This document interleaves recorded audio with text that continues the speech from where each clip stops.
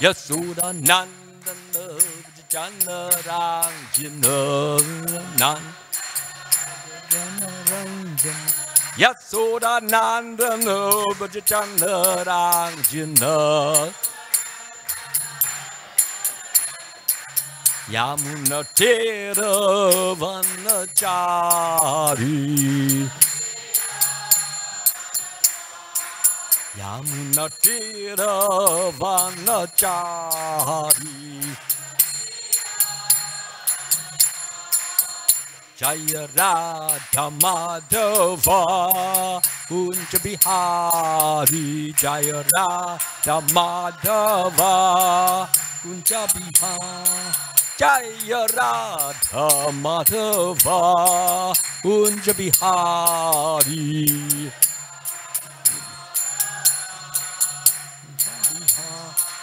Jaya Gopi Jana Vallabha Girivaradari Gopi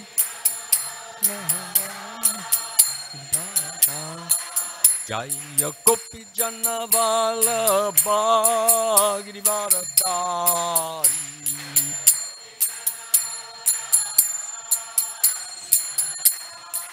Yasoda Nandana Vijana Ranjanara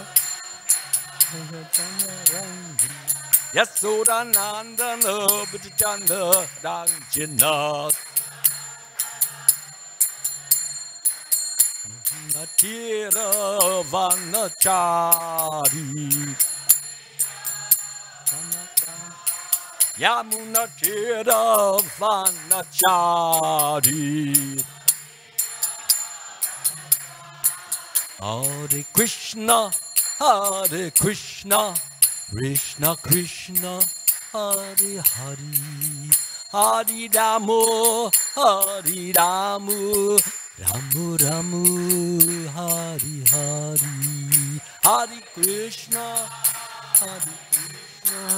Krishna Krishna, Hare Hare, Hare Ramu, Hare Ramu.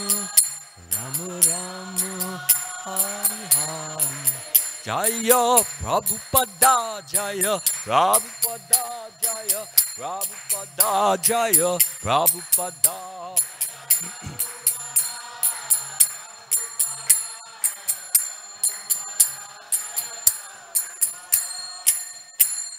Jayam Vishnupad Panmahansa Paripajakacharya Asatar Sati Shri Srimad His Divine Grace A.C. Bhaktivedanta Swami Srila Prabhupada Ki Jai ISKCON Founder Acharya Srila Prabhupada Ki Jai Anantakoti Vaishnava Vrinda Ki Jai Namacharya Srila Haridas Thakur Ki Jai Prem Sakaho Shri Krishna Chaitanya Prabhu Nityananda Shri Advaita Gadadhara Srivasari Gauda Bhakta Vrinda Ki Jai Samaveda Bhakta Vrinda Ki Jai All glories to the assembled devotees. All glories to the assembled devotees. All glories to the assembled devotees. And all glories to Shri Shri Guru and Gauranga. Om Namo Bhagavate Vasudevaya. Om Namo Bhagavate Vasudevaya.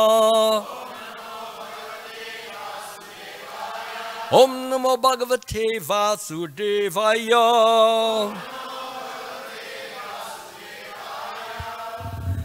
Today's verse is chapter 5, text 21. It's not one of the very well-known verses, but I will go through it myself. If anyone knows it and would like to chant it by himself or herself, please feel free to do so. Bhayasparshesh vasakatma vindatyatmani yat sukham sabrama yoga yuktatma sukham akshayam ashnute. Anybody would like to chant it? No? You got it? Go ahead. Oh, you got it on your phone. Go ahead.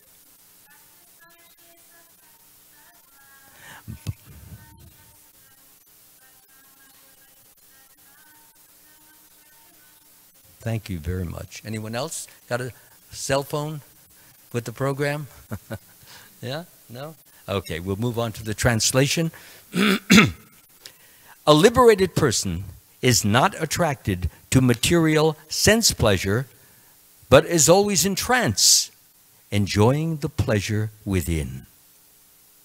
In this way, the self-realized person enjoys unlimited happiness, for he concentrates on the Supreme Lord. Before we get into the purport, I would like to just clarify a few things here. It says a liberated person is not attracted to material sense pleasure. That means the eyes, the ears, the nose, the tongue, the genitals. He's not attracted to these things, but is always in trance, enjoying the pleasure within. So where is that within? It's right in the heart area. So when a liberated person meditates within, he sees Krishna, Shamasundra, right in the heart, in the super soul, who is the super soul of the living entity. So in other words, when one sees the Supreme Lord and absorbs himself or herself in the Supreme Lord and feels the love of the Supreme Lord, feels the bliss of the Supreme Lord, and quite naturally, there is joyfulness, there is ecstasy, there is deep inner pleasure. So that's what is being said here, that he is not concerned with the external pleasure, but is concerned only with the, not even his own pleasure, but in looking at, in seeing, and absorbing himself in the pleasure of looking at the beautiful form of Krishna. So, moving on now. The purport. Sri Yamunacharya, a great devotee, sorry.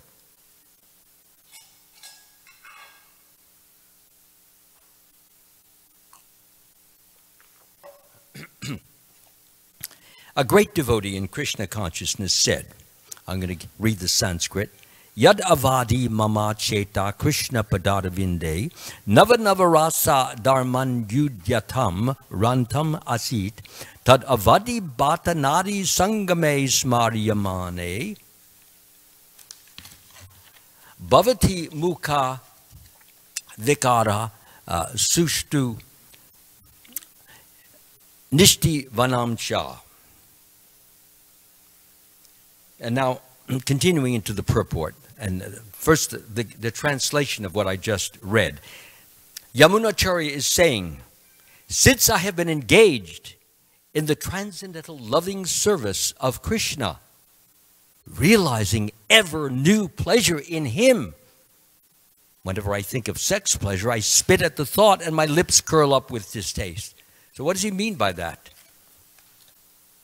He's not putting down sex. What he's saying is he found something better than sex pleasure. And that is the pleasure of union or oneness or love of Krishna. And when he absorbs himself in loving thoughts with the Supreme Lord, he experiences a level of bliss, a level of ecstasy, a level of happiness that goes far beyond any sensual pleasure. So that's what he's basically saying. He said, I'm not concerned about all these other types of pleasures, especially sex, which is very intense, but I've got something way better than that. So therefore, he says, my lips curl up with distaste, because normally we as human beings are attracted to that. But he's no longer attracted to that. He's found something better, something higher, something greater, something more joyful. Continuing on. A person in Brahma Yoga, or Krishna consciousness, which is what we practice here, is so absorbed in the loving service of the Lord that he loses his taste for material sense pleasure altogether. The highest pleasure in terms of matter is sex pleasure. The whole world is moving under its spell, and a materialist cannot work at all without this motivation. But a person engaged in Krishna consciousness can work with greater vigor without sex pleasure, because, as I already said, he has something more intense, more enjoyable, transcendental, above and beyond anything material. That is the test of spiritual realization. Spiritual realization and sex pleasure go ill together.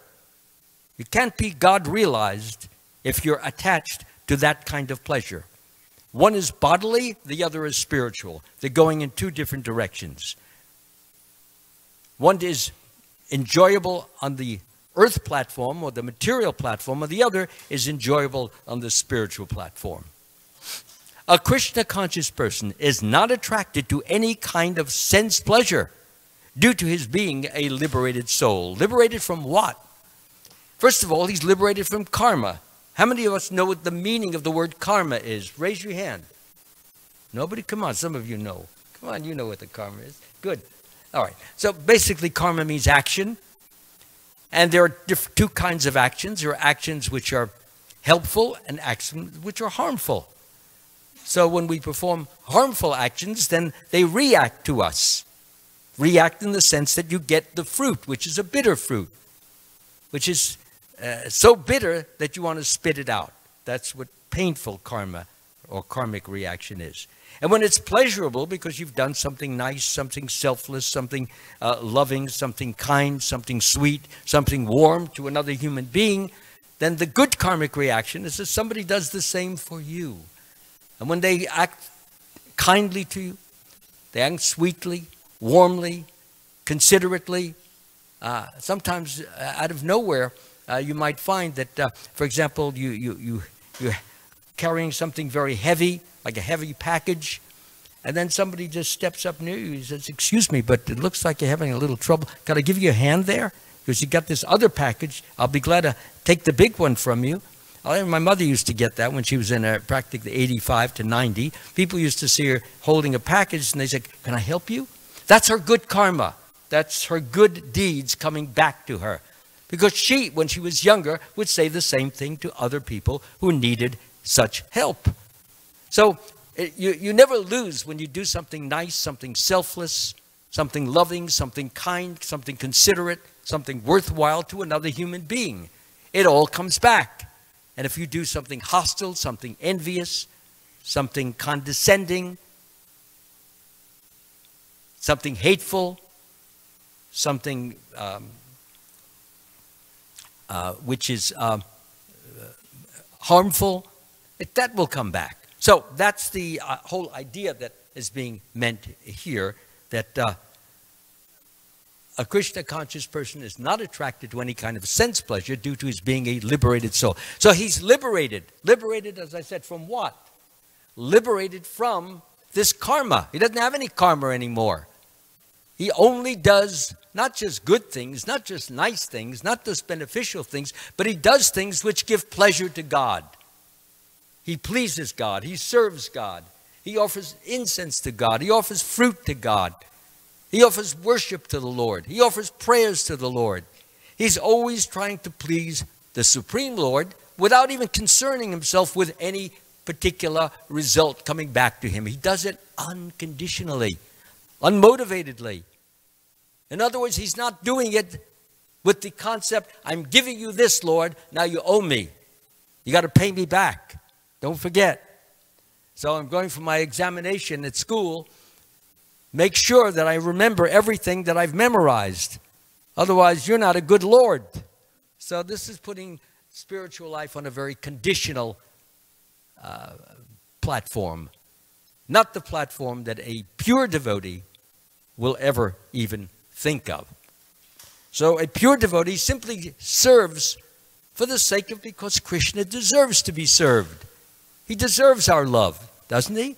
He feeds us. He clothes us. He shelters us. When we need medication, he gets us medication. When we even need a friend in need, when we're in need, we need somebody to help us, he gets that too. He permits things to happen. He enables things to happen. And he arranges for things to happen. So our good luck, so to speak, there's no such thing as good luck. It's an arrangement by Krishna. That's his kindness. And sometimes he gives us difficulties and trials and tribulations for various good reasons. Sometimes it's just what we deserve as a result of what we did before, what we call bad karma. Or it may be not bad karma, but Krishna is giving us something to teach us a lesson in difficulty, in trial, in tribulation, in problems. So in giving us that, what happens, we begin to understand what some other people may be suffering. Sometimes a person says, "Oh, my back, it hurts so much." But if you've never had a backache, it's difficult to understand really what the person is crying about. Sometimes I hear a person say, what's he crying about? Because he doesn't know the pain of having a really bad backache.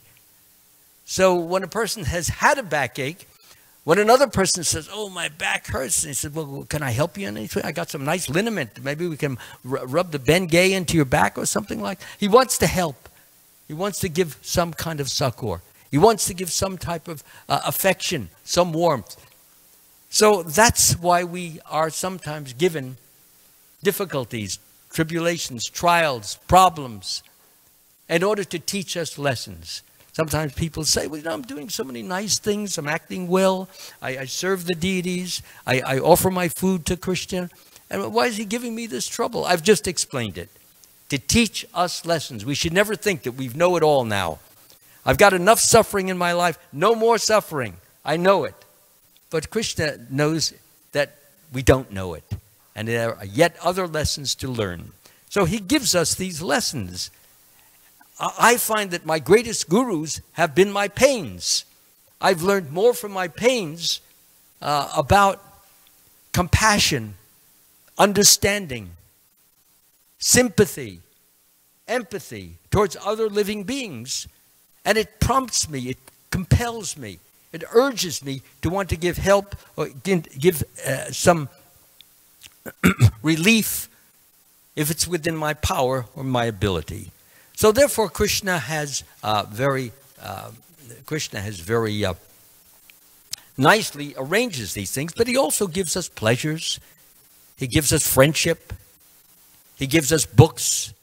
Speaking of books, this is one of the books I've written, and I hope any and all of you might be interested in it. It's called The Supreme Mystic, and it's a biographical novel about the early years of Lord Krishna. And the cover, it shows Krishna's father, Vasudeva, taking him across the Yamuna River when it was in a fervent, stormy position. And it goes into the pastimes, the adventures of Krishna when he was young. And it shows his many miracles. It shows his many, as I said, his adventures. It showed his many pranks, his mischief. We find out that there's a certain level of God that most people don't have the slightest idea about. That God is actually not only a serious person who recites the Bhagavad Gita, which is the highest philosophy, but he's also a fun person. He steals butter occasionally from his neighbors. He's a thief. But he does it for fun. He does it for play. And when he does it, although he's scolded by the neighbors who he's stealing from, on the other hand, the neighbors like it. Because when they just see him, they look at him, they are so charmed and enchanted by his beautiful looks that on the one hand, they're glad that he came in. On the other hand, it's the butter that they've been churning. So, therefore, it's a conflict of interest, so to speak. So Krishna is quite a fun person. And the book just has been written in such a way that you can't put it down because it's written like most suspense novels. Suspense novel keeps you reading. And if it keeps you up reading all night, I'm sorry, but that's just the way it goes. In fact, one of the reviewers mentions just that in one of the first reviews, that you can't put it down because it's suspenseful. You want to know what's going to happen next. And even if you know what's going to happen next, you still want to see the way Krishna deals with it, because in every book, every author may put his own little slant on it. So anyway, the book is available from me if you want. Now, I mentioned that there would be 5 particular practices that Lord Chaitanya recommended as the highest. There are 63 or 64 practices that Lord Chaitanya mentions in the Chaitanya Charitamrita and also in the Nectar of Devotion and also in the teachings of Lord Chaitanya. 5 of these 63 are most important. And I will name them and then I will begin to describe them in a little more detail. First of all, chanting of the holy name of God or the names of God, hearing the Srimad Bhagavatam, associating with devotees, especially serious-minded devotees, persons who really want to know Krishna, who want to go back home to Krishna, who want to serve Krishna, who love Krishna, and just that's all they want, and they are experiencing transcendental bliss as a result of this. So associating with your devotees, which is happening right here. Everyone is associating with everybody. Everyone is radiating. Everyone is emanating some vibration based upon our merits, spiritual merits, based upon our credits, the good things we've done. So we're all sharing each other's vibrations. It emanates, it radiates out. And though we may not see this with our physical eye, it's there. And that's why when you go to the temple and you come to a talk like this, or you engage in the wonderful kirtans and the dancing and chanting, you feel really uplifted because you received that holy, uplifting vibration of love, which is coming from the deities and the devotees. So you're getting it from everywhere. That's why it's good to come to a temple. You can, of course, worship in your home, but it's just you and the deity, which is good. But when you get so many other persons together who are equally interested in loving Krishna and serving Krishna, glorifying Krishna, honoring Krishna, it's even better. Yes, much better.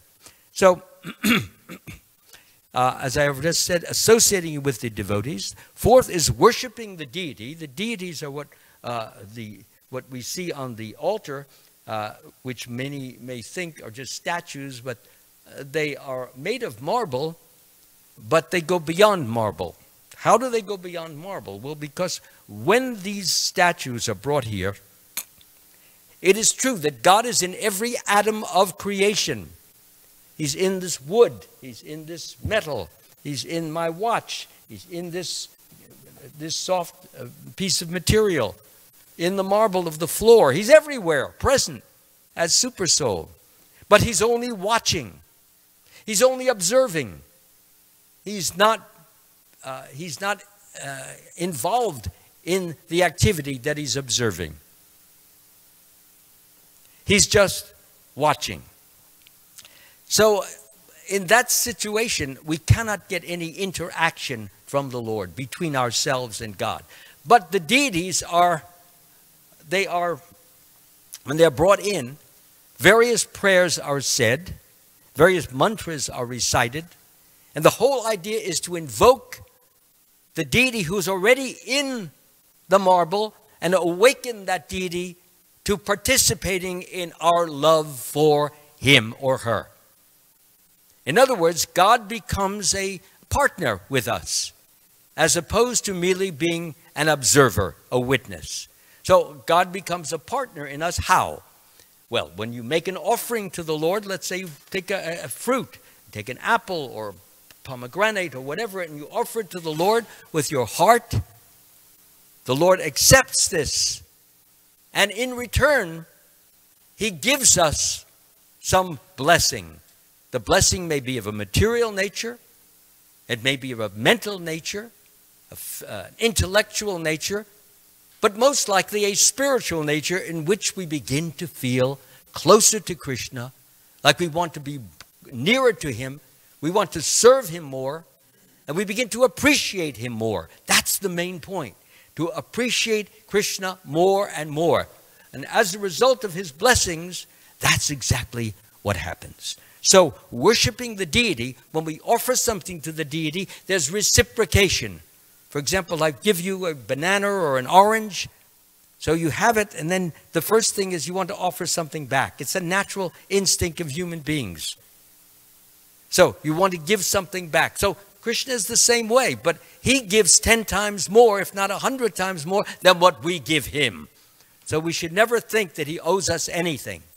Actually, he's always giving us much, much more than we can ever give him. Actually, Krishna doesn't need anything. He has everything. He's always joyful. So, worshiping the deity is, it brings bliss, it brings joy, it brings happiness to us. Because the deity, in effect, in appreciation for what we are giving, what we have given, he reciprocates. Reciprocate means he gives back. And when he gives it back, you feel that joy, you feel that happiness, you feel that satisfaction within your being. Okay? So worshiping the deity is the fourth means that is given. The fifth means is living in a holy dham. Dham is a Sanskrit word which really means a holy environment. This is a holy environment.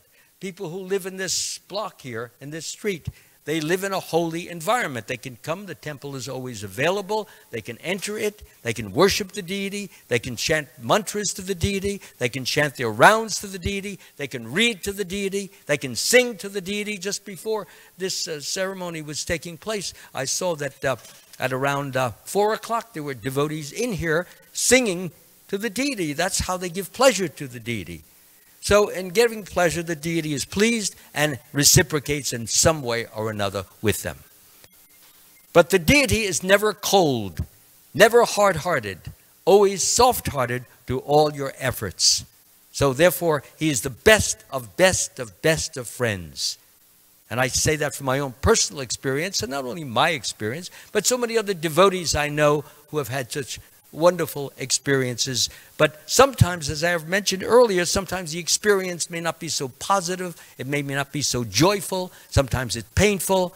But in the overall picture, as I have said earlier, that my greatest gurus have been my pains, which means that those pains have ultimately resulted in bliss and peace and strength and love. So therefore, worshiping the deity and living in a holy dham. When you live in a holy dham, that means the people who are around here, it means they're reading these books. They're thinking of Krishna. They're doing service for Krishna. They're honoring Krishna. They're doing prayers to Krishna. That's a good kind of environment to be in, because it's a positive environment. When you go out to the material world, you see so many people grousing, complaining. Oh, the weather is terrible. Oh, this hurricane is going to kill us. Oh, it's too hot. It's too sunny. Or, oh, it's too gray. It's too cloudy. There's some people, they thrive on complaints. They can't enjoy themselves unless they got something to complain about. It's a fact. That's what they live for. And if they don't have anything to complain about, they almost want to commit suicide, because that's what they live for, unfortunately. However, a devotee does not complain. He just deals with the situation as he is capable of, as he knows how to, and does the best he can to remedy the situation. Doesn't complain, considers that Krishna's will is upon him, and is giving him these to teach him some lesson, to exalt him, to ennoble him, to enable him to be able to become a better human being and a better devotee of Krishna. So now I'm going to talk a little bit more about those 5 practices. The first I mentioned is chanting of the holy name. So the holy name, we're chanting Hare Krishna, Krishna Krishna, Hare Hare. Hare Rama, Rama Rama, Hare Hare. So these are holy names. Krishna states, and it's stated in the Shikshastika prayers by Lord Chaitanya Mahaprabhu, "O my Lord, your holy name alone can render all benediction."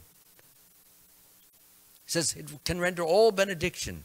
That means that by chanting the name, we associate with Krishna. Krishna has invested himself in his own name, so that when we chant that name, when we chant it, it's not just a sound, but the sound goes to our mind. And when it's in the mind, it's transferred to the intelligence. Through the intelligence, it's transferred to the soul. And when it reaches the soul, then the soul undergoes some transformation. Let me explain. The holy name is purifying. Everybody knows what soap is. Every time when you take a bath, you wash yourself and the dirt comes off when we soap the body.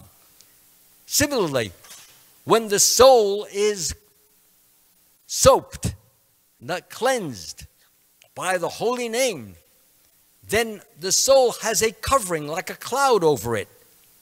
This cloud is known as the material energy, and it consists of 3 modes: goodness, passion, and ignorance. And those are the things that cause us to have anger and lust and greed and envy and gluttony and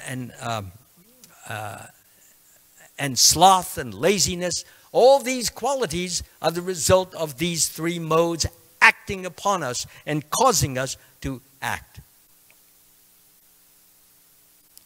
So the modes, they affect us. Now, if we can overcome these modes, or stated another way, I said that there was a cloud. That cloud is the modes of nature. When the cloud is on us, we're acting in a certain way. If the cloud is removed, then the soul is completely free of those modes, free of material energy. So what we have then is, when this mantra, this Hare Krishna mantra, is recited, it's like soap, and it begins to wash away this cloud of ignorance, this cloud of materiality. And as it washes it away, it gets lesser and lesser and lesser. And that's the whole idea in this chanting, to reduce the amount of materiality or ignorance. That's what it's all about, to reduce the ignorance and to increase the knowledge, to increase the association with the Supreme Lord. So, therefore, when we chant the Lord's name, Hare, first of all, what does Hare mean?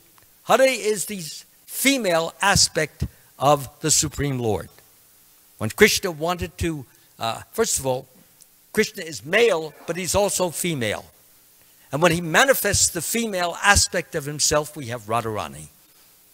And the only reason he manifests that is to increase or strengthen or intensify the bliss that he already has. He's always blissful.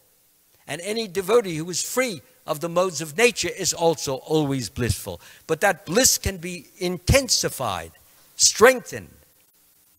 And so what happens is that Krishna manifests himself, and that is known as that particular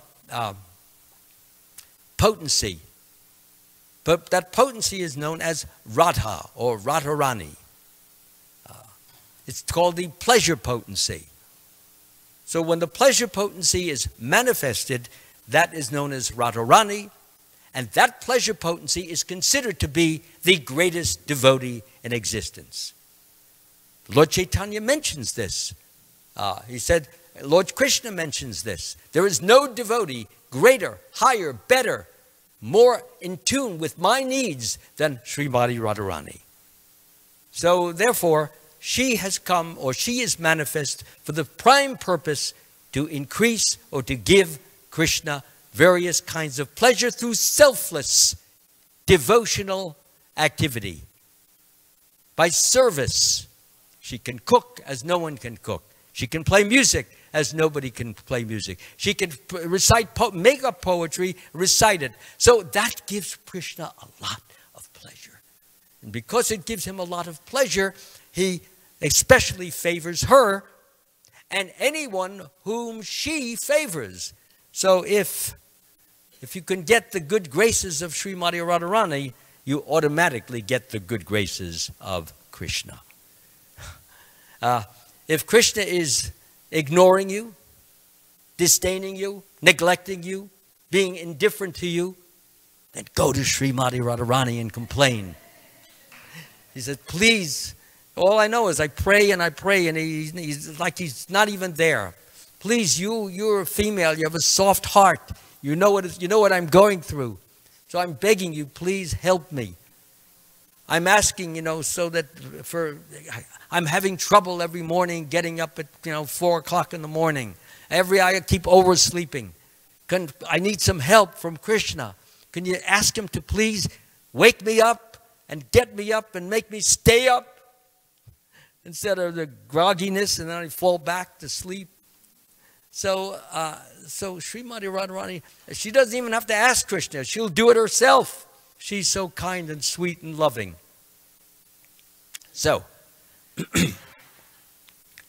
anyway, so the point is that Srimati Radharani, her business is to, she will plead on behalf of devotees.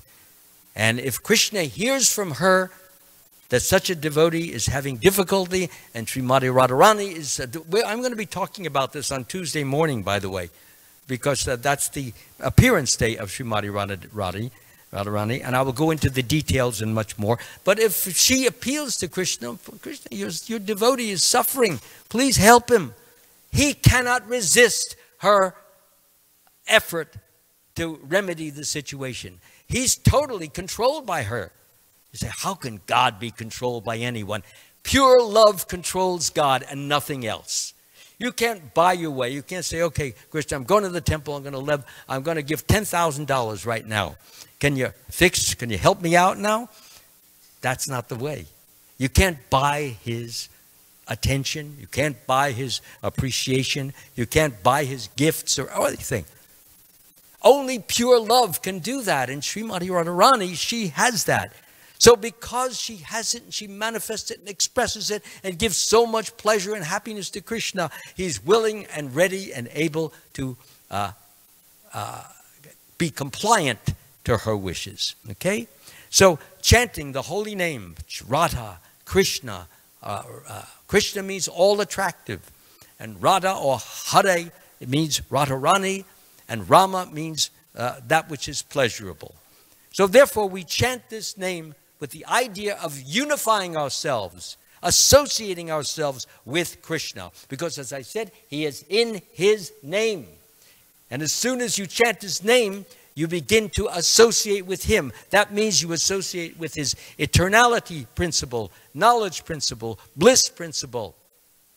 We associate with that. We associate with his opulences of beauty and wealth and strength and fame and knowledge and renunciation. All these come to us by association. If you chant the word mango, mango, mango, you don't get the taste of mango in your mouth unless there's somebody here who's got some powers to do that. Anybody? So if you chant the word mango, you just get the word mango. But when you chant the name Krishna or Rama or Hare, then the vibrations of these great, great personalities become slowly but surely a part of our being, and we manifest those qualities that Krishna himself manifests, but he gives to us in friendship and in appreciation. Okay? So much for chanting the holy name. Next thing is hearing the Srimad Bhagavatam. Srimad Bhagavatam is one of our great scriptures, considered one of the best of the Puranas. So we have classes here every morning. We have classes every morning at 7:30. And you can come to those classes. There's no charge. We don't have somebody selling tickets outside. In some places you go, you can't get in unless you give $20 or something like that. These teachings were given to Prabhupada freely by his spiritual master. And they come from God, so we don't charge for the teachings. We give it freely because we want everyone to become God conscious. We want everyone to love Krishna. We want everyone to get the blessings of Krishna. So why should we charge? That puts the whole thing on a conditional basis. In other words, unless you pay me, you don't get any Krishna. Who can love a person like that?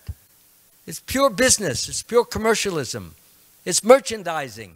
And we are not like that. So that was one of the things that attracted me to Srila Prabhupada, is that he would just come. I had a previous teacher that if you wanted to talk to him, for 15 minutes or 20 minutes, you had to come up with a $20 bill. Well, after a while, I got tired of that. And I decided there's something better. And I saw that Srila Prabhupada was that something better. So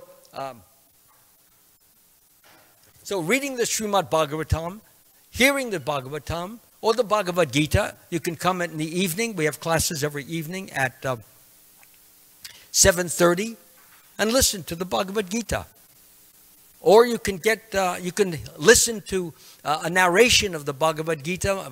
My narration, if you go on my website, you'll see you can listen to the entire Bhagavad Gita free. I let people listen to that, although people they can buy it also and pay for the cost of the discs or whatever the difficulties were in producing it.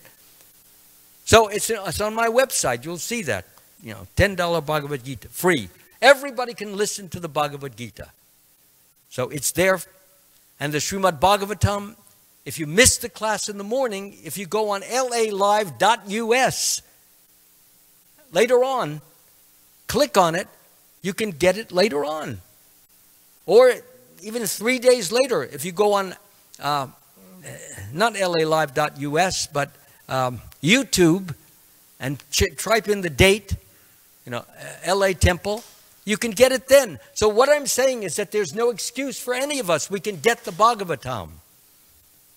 And for those of you who want to have a copy of the Bhagavatam, I've recorded the entire Bhagavatam here. Two discs. It used to be on 64 tapes, and you used to have to pay $240 for it. So now you get it practically almost for free at $25. It's the same thing, everything there. So please avail yourself. It's there. You can put it in your car. You can change it into a USB and play it there. Play it in your computer. The main thing is to use the time profitably, spiritually. And you can do that by listening to these wonderful words of that Srila Prabhupada has given us, these translations. And by so doing, we become, remember I talked about the soap, how the soap cleans the dirt off the soul, the clouds. This helps. Chanting the holy name is cleansing. Hearing the Bhagavatam, cleansing. Associating with devotees who are leading a pure, spiritual, loving life, purifying. So next thing, associating with devotees. I don't think I have to tell any of you about that, because you're all here because you appreciate, you value, and you're grateful for devotee association. And when you are grateful and you thank Krishna for that, you say, thank you for giving me a place to go where other people who love you or striving to love you are, and I can take the benefit of their holy association. I am very, very eternally grateful for that benediction. So when we do that, then Krishna is very pleased. Instead of us taking things for granted, thinking, I'm so great, I'm so wonderful, I'm so glorious, I deserve it, I'm entitled to this. No entitlement. We've all committed so many offenses against the Lord that we cannot even count them if you go back life after life. But Krishna doesn't care about that. He only cares about what we do now, what our attitude is now. And if we have the right attitude now, and we're trying to develop pure love for the Lord through loving devotional service, then the result of that will be that Krishna will bless us, and the result will be more and more devotee association who will prop up our spiritual life, help us to become more spiritual. Yeah, so the next thing is worshiping the deity. Well, I've already mentioned that God is within the deity and he is a partner. He is projecting his love out. When I come into the temple every morning, at 4:30 we have a ceremony. The first thing I say is, thank you for allowing me to come in. I mean, he could have prevented me from coming in. He could have put a stone in front of my foot, caused me to trip and fall and bash my head and be out, if not even able to get here for 3 weeks. There are people who can't get here because they were not grateful enough for what they received. They just took it for granted. I'm great, I'm wonderful, I'm glorious, I'm this, I'm that. And taking that mentality, Krishna says, no, no, no. I have to take this away from him so that he or she can appreciate it. By separation, by distance, we tend to appreciate things. When we have a loss of something that we use regularly, and now we don't have it anymore, we sometimes say, oh, wow, I needed that. It was really important to me, and I just took it for granted. So when we have that mentality, then Krishna continues to give more to the devotees so that they can have what they need for the advancement of their spiritual life. So, okay, worshiping the deity. So when worshiping the deity, we offer our hearts. We thank the Lord for allowing us to see him. We thank the Lord for enabling us to even worship him. We thank the Lord for enabling us to become humble. If we don't have humility, then God doesn't even want to look at us. But if we have humility and we beg, please, I need your help. I can't do it all by myself. And I'm having difficulty, I'm having trouble, I'm having problems. Please help me. You would take that position. It's a helpless position. And Krishna says, in all activities, he says, just depend upon me and work always under my protection. In such devotional service, be fully conscious of me. If you become conscious of me, you will pass over all the obstacles of conditioned life by my grace. If, however, you do not work in such consciousness, but act through false ego, not hearing me, you will be lost. So if you just want to do it on your own, Krishna says, go ahead. And you will instead of having transcendental bliss, you will suffering. Excuse me, we have a class going on here. And we expect silence from persons who are attending the class. If you have a problem with that, please take your speech outside and not interfere with the persons here who are trying to listen. Thank you very much. Okay, so continuing on, worshiping the deity. And by doing that, we are glorifying, we are realizing the greatness of God. The last is that it is living in a holy dham. As already mentioned, sometimes persons say, well, I have to spend an hour traveling to get here. Yeah, and, oh, okay, well, she has a difficulty. If you can whisper, that would help. Thank you. Anyway, so that is the problem. So if you have a difficulty, you cannot get here, then we have the internet. This talk, which I'm giving, is being watched by a number of people on the internet. Or you can get it on YouTube later on. But living in a holy dham means, or in a holy environment, to pick up the vibrations of everybody who lives here. When you get those wonderful vibrations, they uplift you, they ennoble you, they lift you up, and they cause you to want to serve Krishna more, adore Krishna more, satisfy the Lord more. And when we do that, the Lord is pleased, and the result is transcendental bliss. Transcendental bliss means Krishna who is in the heart, Shyamasundara.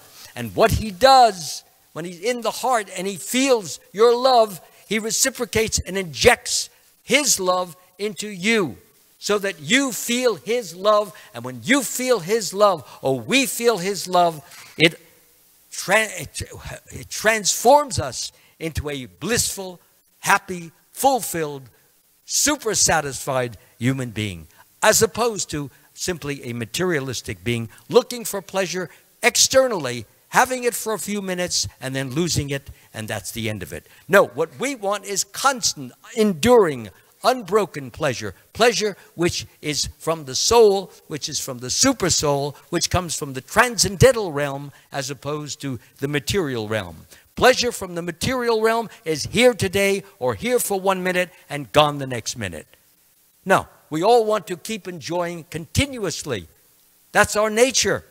And the only way that can be satisfied is by pleasing God, satisfying God, offering to the Lord, reading about his things, listening to the Srimad Bhagavatam. And I said, anybody who would like this, please let me know. Or you can go on my website, amalbhakta.com, and they are orderable over there. So, therefore, I've given the 5 different means: chanting the holy name, hearing the Srimad Bhagavatam, associating with devotees, worshiping the deity, and living in a holy dham or a holy environment. If we can try to include all these 5 in our lives, it's hard to imagine, but day by day, little by little, step by step, we will find more and more of this transcendental bliss becoming a part of our consciousness.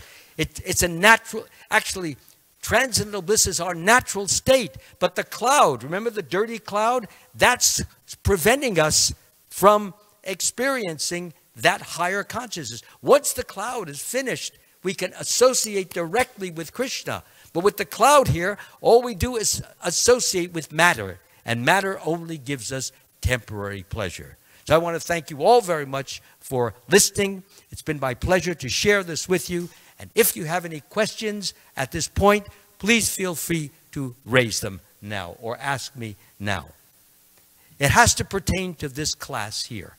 If it's something different or something political, you know, what Donald Trump is saying yesterday, please, I can't handle it. That's not for me. That's not my field. Okay, so are there any questions that anyone would like to ask? Any? Yes, please, go ahead. If you could come maybe a little bit closer. It's sometimes difficult without the microphone. Maybe we have a microphone? Yeah. Yes. Hare Krishna.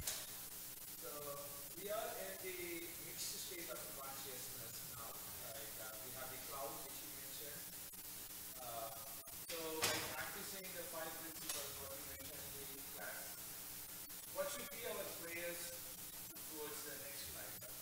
Towards the what? Towards the next life. Next life? To go back home. The prayer should be to go back home, back to Godhead. Or it should be like I should be a devotee in the life I wake up. In other words, you should either come back to this world as a devotee, or you should go back home, back to Godhead. Which one is best? Actually, neither, and I'll explain. Our only concern through our devotional service is to give Krishna pleasure. How he wants to treat us or how he wants to deal with us is really his business. I see devotees saying, well, somebody dies. He says, well, he was always serving the deity. He's going back to God. How do you know he's going back to Godhead? Are you Krishna? I mean, when I hear these things, I say, what such ignorance? Why we like to think that we're great prophets, you know, that I know where he's going. We don't know where he's going. But if Krishna told you where he's going, and you really have that kind of communication with Krishna, and Krishna said, like Prabhupada said, that a particular devotee was going back home, back to Godhead, Jayananda, I accept that as truth because he can communicate with Krishna. But somebody who's just calling himself, you know, great prophet, when he hasn't even achieved the ABCs in devotional service, then no. So what our main concern is, what does Krishna want? And if Krishna wants me to stay here, that's where I stay. If he wants me to go to a higher planet, that's where I go. But my main thing is never, oh Lord, never let me be without devotional, loving service to you. Because even if you send me to hell to try to wake up some of those horrible people down there, that's fine, as long as you give me that as service and don't let me forget who I am, why I'm here, and who you are, and that my business is to serve you lovingly and eternally. Okay? Yeah. Any other question? Give you 5 seconds. Yes, please.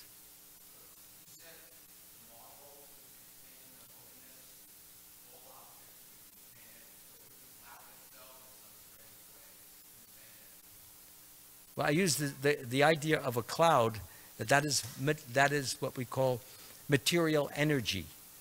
Material energy is under the control of Krishna, okay? So when you say material energy, well, yes, this floor is material energy, so it contains Krishna. But Krishna is not manifesting, he's not acting, he's just observing, that's all. Krishna is in the heart of everyone. But most persons, he's just observing. He's not acting. He's not participating. For him to participate, we need to begin the life of devotion to him. And therefore, he then becomes a participant in our life and helps us, enables us, aids us in coming back home to him and experiencing real, true, enduring, unbroken bliss. Okay? Anybody else have any question? Yes, please. You're going to have to come closer because you have a type of voice which is on the lower. I can't. You got to come right here, please. I'm not trying to embarrass you, but I want everybody to hear your question, and it sounds like a good one. Sit right here and speak slowly. Go ahead. If we are allured by the material energy, yeah, what should we do to bring our determination back to devotional service? Okay. So the question is, if we are allured by the material energy, what should we do to bring ourselves back to devotional service? Well, Krishna is above material energy. As I have already said, actually I've given the answer in the course of the talk, but I'll give it again. The main thing is we have to, as Krishna said, in all activities, just depend upon me. So if you forgot to depend on Krishna, you ignored him, you became indifferent to him, you neglected him, and you fell into some maya, and you got into some trouble. Okay, but now you realize, wait a minute, I should have been attached to Krishna. I should have been depending upon Krishna. I wasn't doing that. So it doesn't mean that all is lost. So you start depending. My Lord, I'm so sorry. I should have been thinking of you. I should have been depending on you. I should have been having you in my mind.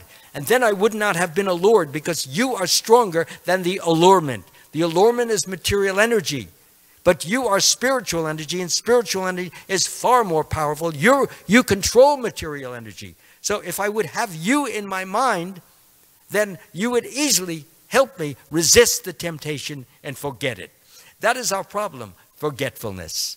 That's why we're in this material world, because we have forgotten Krishna. As soon as we remember him constantly, consistently, always, the result will be that we become more and more Krishna conscious. We will be less and less tempted, less and less attracted to lower material objects or things or places which are all going to pull us down. And rather we will be attracted to things which will lift us up, as I have mentioned, in living in a holy dham or a holy environment. Okay, does that answer? Anyone else have a question or comment? Or if you want to tell me I'm a horrible speaker, that's okay. I'll accept it. Doesn't matter. I mean, some of you may be not exactly liking what I say, but we don't hold any punches. That's our philosophy. Take it or leave it. If I haven't explained it well, I'm always ready to do that so that everyone can understand it and apply it and use it and become better for it. Okay? So if there's no more questions, again, I thank you all for coming. It has been my pleasure, my privilege to share this with you. Please share whatever you have gotten with others.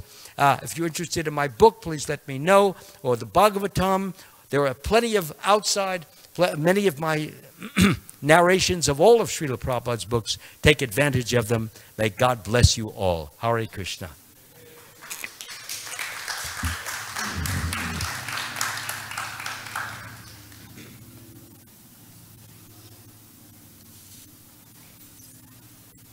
Oh,